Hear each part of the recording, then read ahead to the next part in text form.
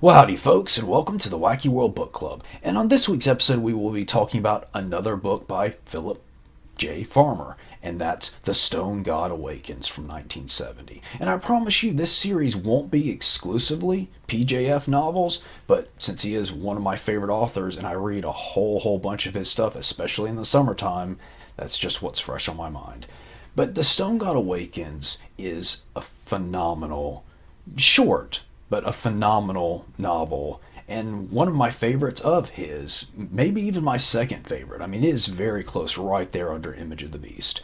But the Stone God Awakens is essentially PJF's take on kind of a Planet of the Apes sort of setup, where you have a person who finds themselves displaced in time in a world that is run by evolved animals. But in The Stone God Awakens, it's not just apes, it's animals of all kind, which I think that spin right there makes it even more interesting. So the lead character is essentially a scientist in the modern day, and he somehow manages to petrify himself.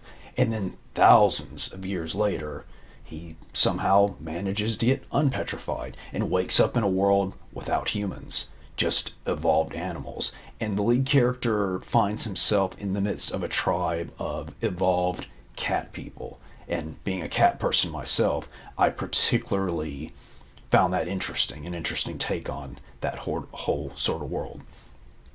And unlike the Planet of the Apes novels, where everything is futuristic, this is a more, I guess, similar to the Planet of the Apes movies, though a little more evolved than that, but a slightly more primitive type world. And so the story it's a light, fast read, kind of action-ish, but more so too a fish out of water, as this lone human has to make his way in a world with a bunch of evolved cats, if you can only imagine. And it's interesting because the most evolved species on the planet is actually a group of evolved elephants, and they're the smartest and the biggest and the most powerful. And the story just kind of tells journey. Should have done a little more research so I could told you the character's name at least. It's been a little while since I read it, but it's his journey across the country with his cat buddies to the Elephant City.